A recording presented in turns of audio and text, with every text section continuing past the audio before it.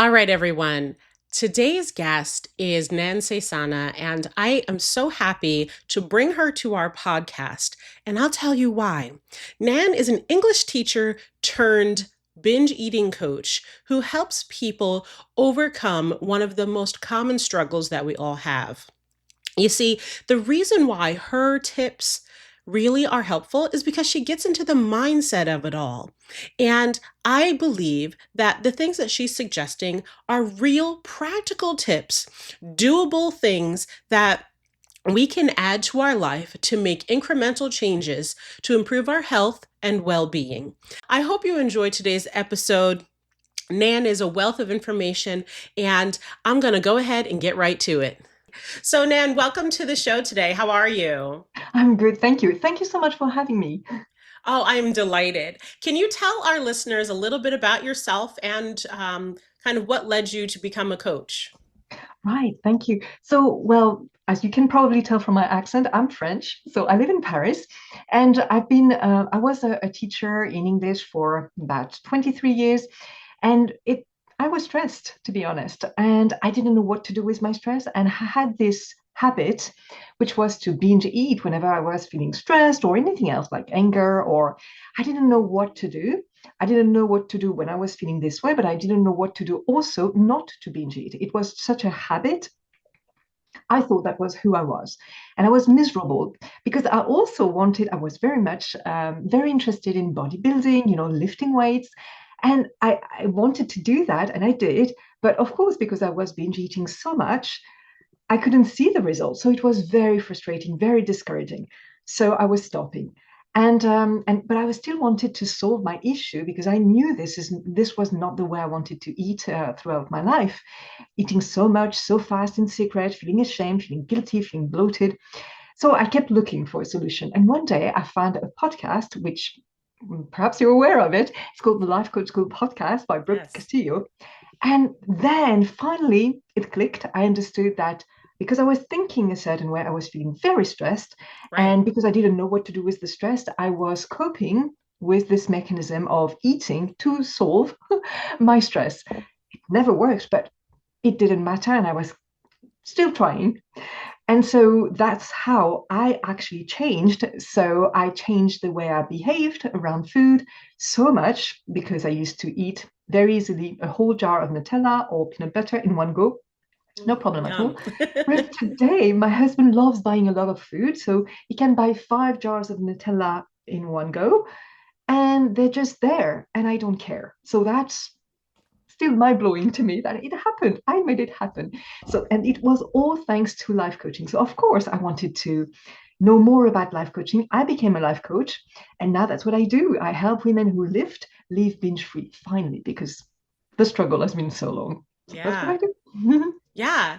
So, um, it's funny you mentioned Nutella because they have a headquarters here in New Jersey where I'm located.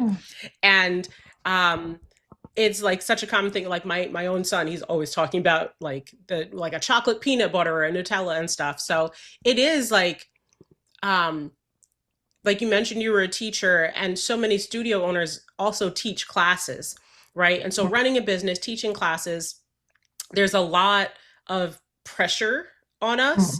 Some of it's self-imposed, but there's a lot of pressure on us, and it is easy to just say, "Oh wow, I didn't realize I ate all that much." Um, Yes. how would you define binge eating for those of people who are not quite sure what it means? Mhm. Right. So binge eating is technically eating when you're not hungry. So there's no sign of physical hunger, Okay. probably, but you just eat very fast, a lot of food, and usually it's done in secret because you Mm, don't want others to see yourself, and you also don't want to be aware, probably, that you're doing it. So it's just something that you do, and very often we hide the food, we buy the food, we hide it at the bottom of our bag, and we then go to a small place. Some people do it in their cars so that we're private, and we eat extremely fast, yeah. a lot of food extremely fast, and then we feel ashamed. That may Yeah. be the difference between overeating, where we feel guilty, but it's okay. We can talk about it. Whereas with binge eating, we often feel very ashamed. Yeah, yeah. So, with studio owners working long days, Mhm. teaching late into the evening, which is very common, going well past 9 p.m., by the time they get home, they're starving and they end up grabbing whatever's easiest. So, why does this pattern happen so often to entrepreneurs? Mhm. Right. So it makes sense that as entrepreneurs, they would want to focus on, growing their business. That makes sense. But at the same time, maybe they're not aware or they forget or they're so busy that, of course, it doesn't come to mind that taking care of themselves, their body first, is actually what's Mm, going to help them thrive and so help the business thrive in the long run. Um, because they're busy, as you said. I know that teaching can be a very demanding job. There's so much to take care of at the same time. So what I often recommend is that we set a foundation of it. Okay, this is going to be my priority. You know the saying, I know maybe it's British, but they say you can't pour from an empty cup. So the oh, idea is yeah, to fuel yourself throughout the day by using food to fuel yourself, to fuel your energy, and to keep focused throughout the day. And to do that, you can actually prepare, just like you prepare your lessons ahead of time, probably. You can prepare a simple plan, a simple food plan. Okay, on the night before, here's what I'm going to have tomorrow. And you can make sure that it's realistic. You open the fridge door and you see what's available, and you do something quick, something that you also know you will want to eat the next day, right. because otherwise, what's the point of preparing something that will remain in your bag? So that's what I advise my clients to do, is just make it simple, but think Mm, ahead of time of what you will need so that it actually prevents the overeating or the binging from happening the next evening, if that yeah. makes sense. You Yeah. make a really good point because I think a lot of us don't plan what we're going to have the next Mm. day. We kind of just what's in the fridge, what's in the counter, what's in the cabinet, and just grab something or, stop by fast food on the way to and from things. So, with planning in advance, is there something like do it just the day before or plan it out in a week? Is there kind of a best practice for that? Well, I would say there's no best practice, Okay, just the cool. one that works for you. So if Nice. you like planning 1 week ahead, why not? If it works for you, why not? But otherwise, just the night before or even the morning before, so that you're prepared for the day, that works for you. And also, I like to think of, how we want to be perfect. Mm, From the moment we have an idea, we want to implement it 100%. But I'd say maybe that's the end goal, the one I like to think of, a race. So with a race, there's the starting point and there's the finish line. Very often we want to be at the finish line before even starting. So I say, no, start where you are right now. So what's in the fridge today? And right. it doesn't mean that one day you won't have the perfect, nutritious meal that you love and that you've spent all weekend preparing. Why not? But Yeah. right now, start with what's going to be the easiest and fuel you the best the Yeah. next day, so that it's doable. And then you can tweak and improve things as we go. Right. So what's the difference between actual hunger and habit? Like what's Mhm. is like true physical hunger after a long day, and emotional or habitual eating? Like what's the way that we can recognize which Yeah. one we're experiencing? Oh, such a good question. Yes. So I tell that physical hunger, if you think of cartoons, you will see the character, you will notice the the growling stomach. So this is very common. But not always. Sometimes we feel dizzy. Sometimes we don't quite understand. That could be a sign of hunger too. But I would say that it starts in the body. The body will tell you something's off by the Mm, way you feel inside your body. And then we can solve that physical hunger by having food. And usually, when you're truly hungry, any food will go, even the ones you don't really appreciate most of the time. But if you're starving, you won't be picky. Whereas when we feel emotional hunger, first of all, it starts in the brain. It's because you're thinking something that's making you like thinking, "Ooh, this will make me feel better," or "Ooh, this looks good." Typically, that could be that. And we know it could be emotional hunger if you've just eaten a full meal. mm, If you want a pizza after having dinner, that's a sign it's probably emotional hunger rather than something else. And also, if you crave particular food, typically what we call comfort foods, like maybe pizza, chips, chocolate, it's a sign that it's emotional. It's coming from the emotions rather than the physical. So it starts in the brain rather than in the Right. body, and you crave very specific foods. Yeah. Um, mm, You mentioned comfort foods. So, like, those cravings, do they tend to be things where maybe we have a positive or like a positive memory when we had them? You mm, know, like we're craving the funnel cake because we remember going to with our family to a carnival or a fair. Um, so yeah. when we get this, you're saying like we're going to feel it or notice it in our body, and we get certain signals Mhm. versus I could go for such and such, right? Exactly. All right. Yeah. So how do we break that binge cycle, right? Because I think Mm, a lot of people they'll chop up their veggies and put them into baggies. They'll make the chicken in advance and have stuff set for the week, but they just lose it at night. yeah. Like how do you kind of break that cycle Mhm. when you just get home at night and you're just tired and drained and you've got a laundry list of things to do on your mind. Mhm. Yes, totally.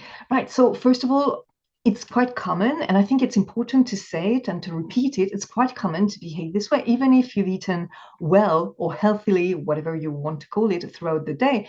Sometimes in the evening, I remember that all I wanted to do was to unplug and just take out my brain and just have a break.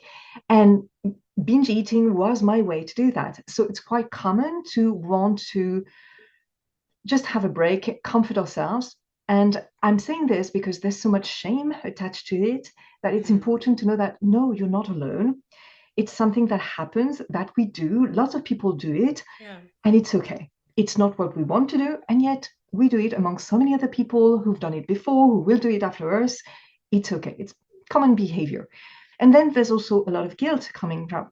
And I like to remember that we didn't commit a crime, right? We didn't Right. kill anyone. We ate. And that's food. That's what food is meant for. And that's what we do as human beings. We eat. So nothing's gone wrong. Yeah. And then maybe to interrupt the binge cycle, I like to explore. I love watching detective shows, and so we could pretend to be a detective. Okay, if I'm having this intense craving, this compulsion, this urge to eat now, even though I've eaten well during the day, it means something's off for me. And so, what's going on? Why does it feel like food is the only thing that helps me tonight? Mm, And finding that is really a very important first step, because usually we turn to food because we think we feel good. Food is going to help us feel good, and we get that idea because food is often associated with parties, celebration, so it makes sense. And also, as you were mentioning, with nice memories. I had a client who loved a particular kind of candies at Halloween because that's what she used to eat with her grandparents. And mm, so it makes sense. And also when we're little, if we scraped our knees, sometimes you know we're made to feel better with cookies, with bottle of milk, something like that. So it makes sense that we associate food with feeling good. And it makes sense that at the end of the day, when we're feeling drained, as you mentioned, we would want to feel better, and we think that food can do it that for us, except that it's not the case. Food can only solve hunger, physical hunger, but not emotional hunger. So mm. it's important to understand, okay, why am I turning to food? Why do I think food can make me feel good right now? Why am I feeling bad, in other words? Yeah.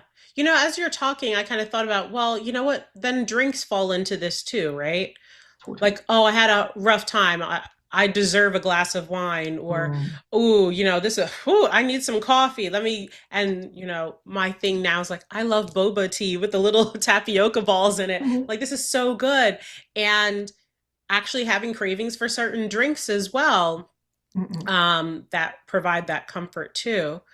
Um, I think it's interesting. I wanted to go back to something you said about when we're eating and then we kind of experience that shame around what we've just had.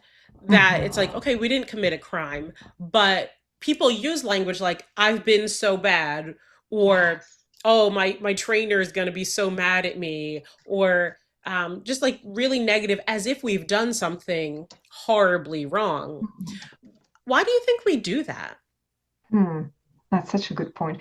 Because I think that a lot of people think that they should eat normally, whatever that means. Maybe it means something Mm, that the trainer said, and that not being able to do so is as if it was a lack of character or we were missing something, and as yeah, if that made us, yeah, something, like an ogre, somebody who couldn't restrain themselves, as if it meant something about us, typically. yeah, When in reality, yes, I like to remind my clients and myself, okay, I ate a piece, a slice of pizza. That's it. yeah, Right. yeah. Yeah. Mm.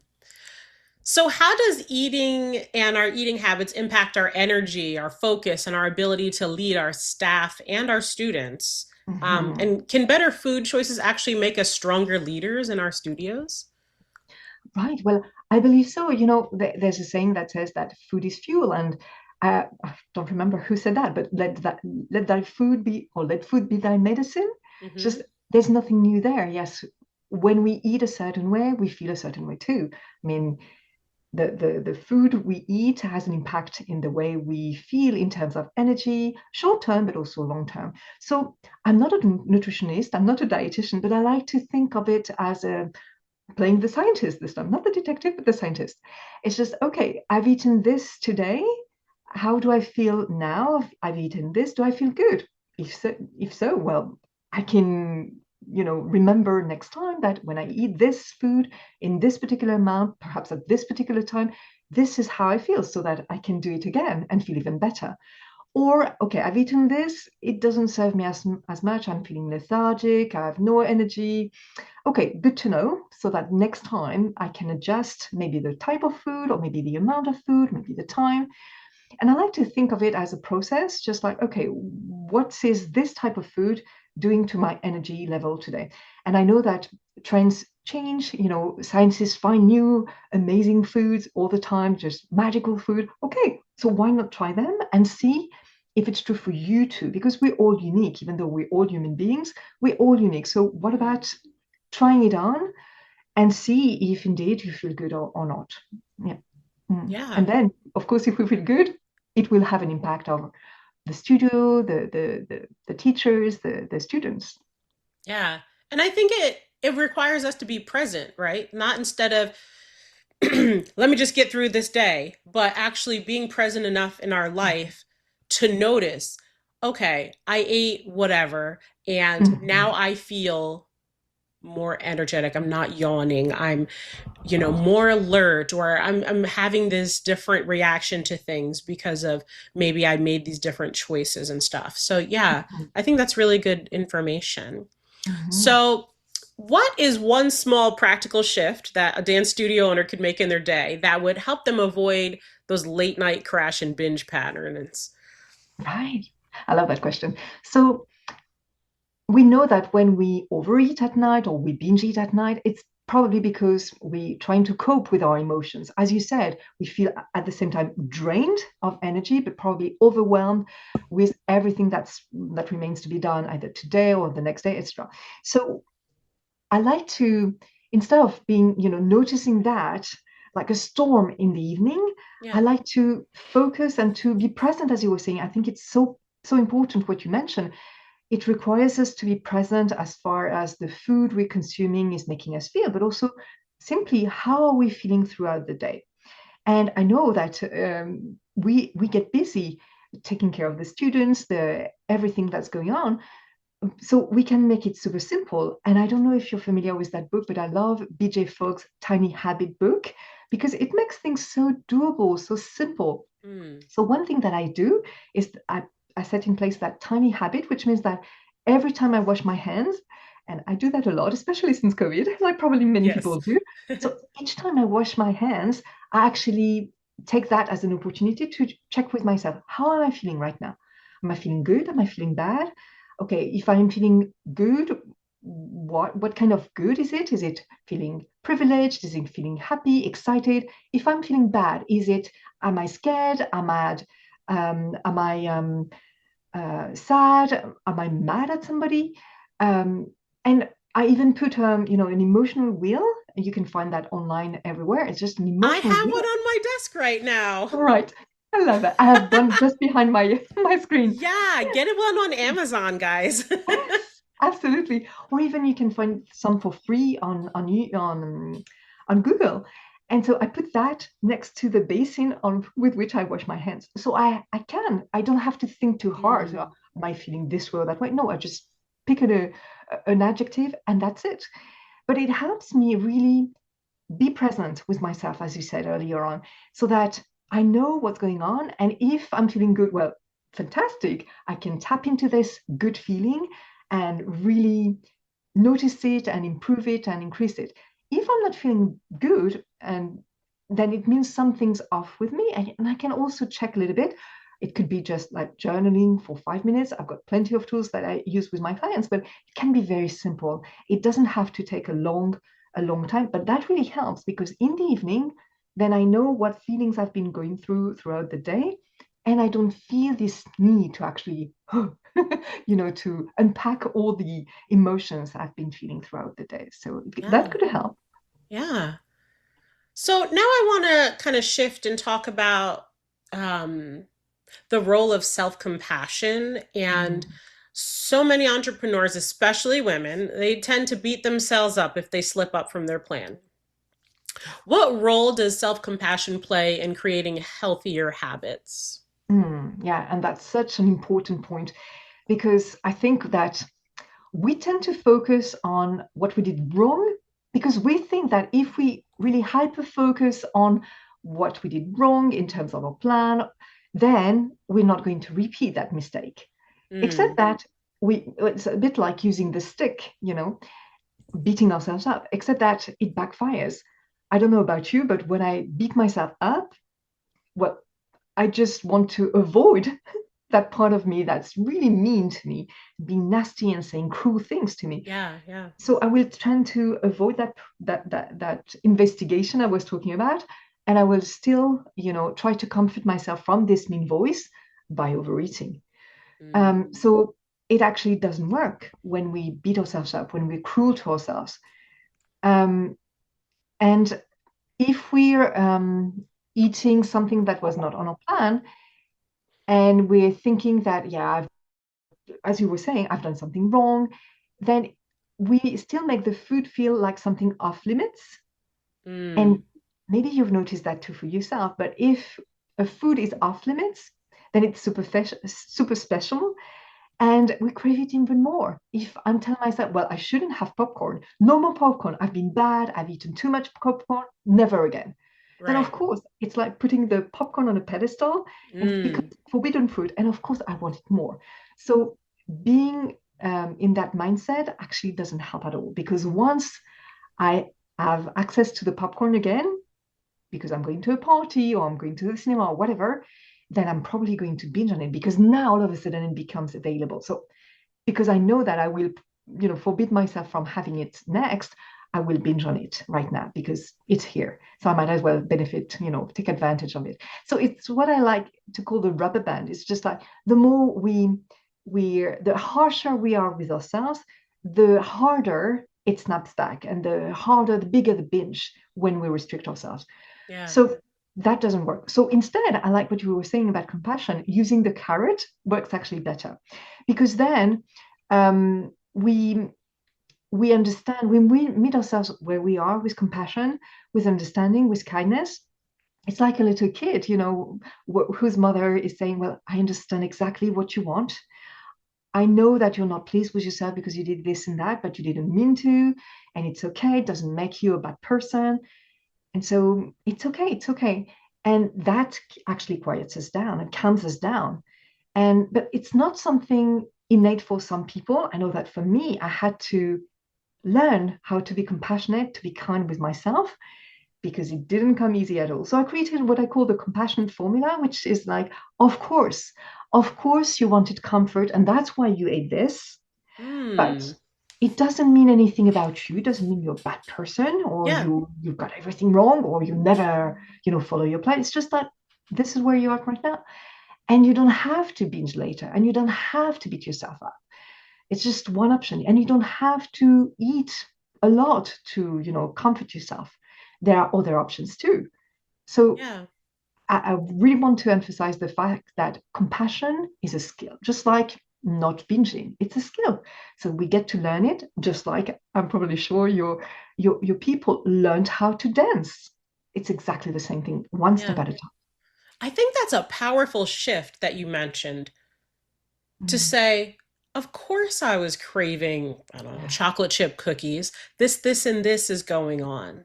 Yes. Instead of the the alternative of blaming ourselves or beating ourselves up and having those feelings. I really like that. Mm, So, um, one of the things that I know a lot of, I'm going to say diet programs do, mhm, it's like a strict system like counting calories or points or um, only protein or only fat or pickle juice. I heard somebody did a pickle juice diet and I was like, that sounds so gross. But they're essentially they're all a system for getting healthier or trying to lose weight or um, maybe lowering your blood sugar or something like that. mhm. Um, but is there a system like I know obviously willpower does not work otherwise like Mm, everybody signs up for the gym in January yes. and it falls off. But like, is there a more practical system? Because while while people have their willpower on one side, right?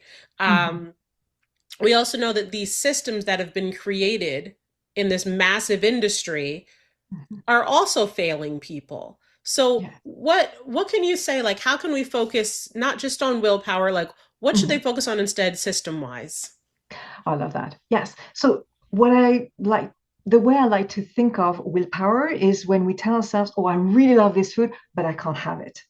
And so it's emphasizing the desire, the urge for the food, and also depriving ourselves of the food. That's why we feel deprived, frustrated for not having the food, and that's why it backfires when we, well, just like the popcorn story I was telling you earlier on. Whenever the food is available, then of course we binge. But it's only because we're thinking, I really want this and I can't Yeah. have it.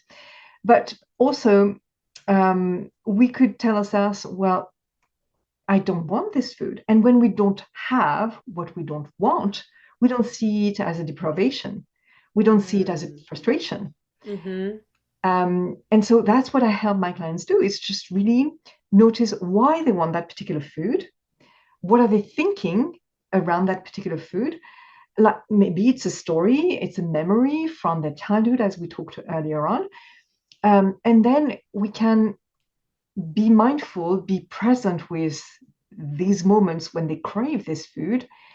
And also, we can learn how to turn the volume down. It's really like a remote control for the TV. It's just you can actually turn down the volume of a desire that you have for the food Mm. by becoming aware of what's going on when you think about this food. And one exercise that I love to do to actually do that, to Yeah. get to that desire, which is like, when you scroll a movie on Netflix, you see a movie on Netflix that you've already seen, and that's it. You're not interested because, yeah, you've been there. It could be Yeah. exactly the Yeah. same. It's just, oh, yeah. And what I like to do is to help people slowly savor the food. So being really mindful. So we're not depriving ourselves anymore. You can't have this, but on the contrary, okay, you want this? Okay, let's see why you really want this. And if the idea you have of that food that it's so good, it's really matches your reality, that indeed when you eat it, it feels good in your body. And I've Mm. realized that for myself, I did that for lots of foods. And I've realized that for most foods, after the first three bites, I was done. It was not that interesting anymore. So it was Mm. a huge mindset shift for me between the idea I had for that food that was so good and the reality that, oh, yep, maybe, but not more than this. There's only one food that I still love as much as I used to before. It's the chocolate, dark chocolate with little coconuts. I still love it very much. Yeah. But most desserts that I thought I was, completely addicted to, actually not. Are not that Mm. good. What for me? Yeah. Yeah. Yeah. Hmm. So, our podcast often touches on the money mindset. And I'm Mhm. curious, do you see similarities between how entrepreneurs handle their money and how they handle food and cravings? Yes, absolutely. Yes, because when you have a budget, it's just like Yeah, when you have a food plan or also a schedule. I want to work from this hour to this hour. Same thing. It's a plan that you have. And yes, so that's the first thing. It's a plan. You have a plan, whether it's for money, for time, for food. That's the first part, having a plan. And then the second part, the second similarity that I see would be how to stick to that plan, whether it's food, money, or time. That's often very difficult just because I know I have this budget, but I still want to spend and to buy this because it looks good for whatever reason. So this is the tricky part that I find for most people. It's just like, how do I apply? How do I mm, stick? How do I follow my plan? And it's a bit because if we don't apply it, then it's a bit like having a book on a bookshelf that you're never going to open. What's the point of having a plan if you never follow it? So that's what I help yeah, people do.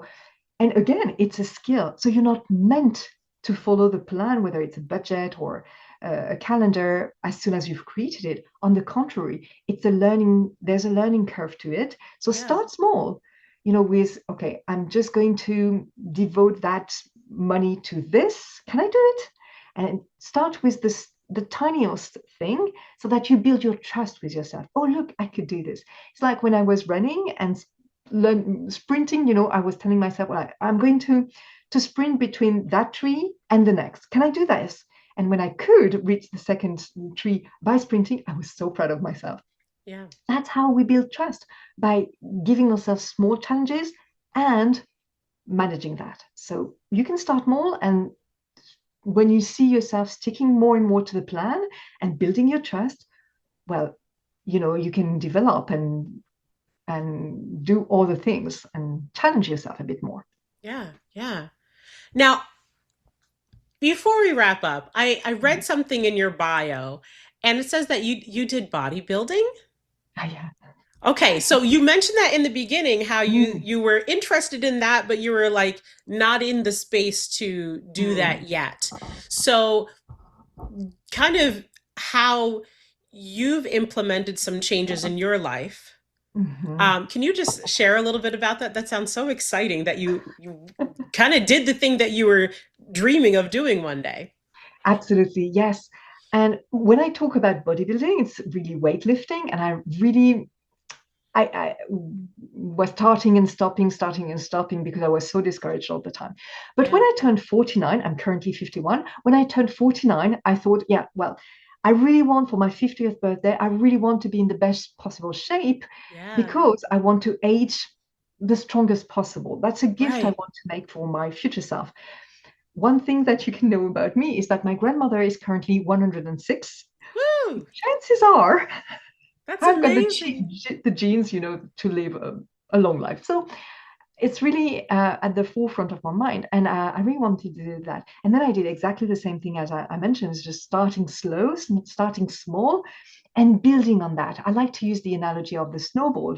It starts really small, it's just a snowflake and the second snowflakes and so on, but soon it rolls on its own. And this is what I did. So I started, using dumbbells at home, and then I went to the gym, but I was very impressed by all the machines, so I hired a personal trainer, and then I became, more and more bolder and bolder, and it became my playground. I was just like, oh, I wonder what this one does, and what can I do, and how can I challenge myself to push harder, to lift more weight? And it became a game. And also, I was less intimidated as I went because I was building trust with myself and my abilities. And I was also asking people, okay, what are you doing on this machine? What is it for? Tell me Yeah. more. I was getting more curious. So, Mm. does that answer your question? Yeah. I think it's really inspiring, right? Yeah. Because especially with dance, there is this extreme amount of work on our bodies. Whether we're Mhm. choreographing, we're teaching kids, we're in the classroom, we're on our feet a lot, and wanting to continue to teach as long as we want to, and keeping our bodies in good shape so that we age in a way that we feel strong and we can still do some things. So Mhm. many of us, whether we suffer from, injuries or pain and different things like that, seeing someone who made, honestly, you started with small changes, but then you set a goal for yourself, like you said, for my 50th birthday I want to do this, and then being able to do it for you, Mhm. not to impress somebody else, but to be able to keep your body in a strong way so that now you have more options, right? And I think for people who are running a business and they're doing something that is so physical, to be able to say like, okay, well, if she can do it, I can do it, right? Mhm. You're not the 20 something who's like, okay, I did this and I went to the gym. Like, it's totally different. Like, you're a grown woman. You did this and you made these small changes. And um, like you said, you started at home. You didn't Mhm. go hit in the gym because that can be very intimidating to people. Or, Mhm. oh, you made small changes, not throw out everything in the pantry and get all so-called healthy food. So I think it's just really encouraging. And I thought it was good to share with people who are listening because I think that's a powerful testament to changing your mindset, making some small changes. So Mhm. um, now, I understand you have a free webinar available. Yes, absolutely. Yes. So it's every Tuesday because I do it every week and it's the exact same idea. I do what I preach. It's just every week I improve, I tweak my webinar. And so, yes, every Tuesday I have this webinar, which is right now currently called Why You Binge at Night and How to Stop for Good. And Mm. it's free. And all you need to do if you're interested is to go to the cravingscoach.fr, which is my website, and you can register. You can sign up there. And it's super fun. Oh, awesome. So that website will be linked in our show notes, and you can go ahead and enjoy her webinar. And then if someone was interested in coaching, is that the same website to use as well? Totally. Yes, absolutely. Awesome. And what's your Instagram? My Instagram is nan.saysana, that's my family name, dot coaching. Awesome. Thank you so much, Nan, for sharing such powerful insight into binge eating, understanding kind of what is causing certain behaviors and what we can do about it. I think for me, I learned something, and I hope that our listeners learned something and took something away from it as well. Thank you so much. Well, thank you so much for having me. It was a pleasure.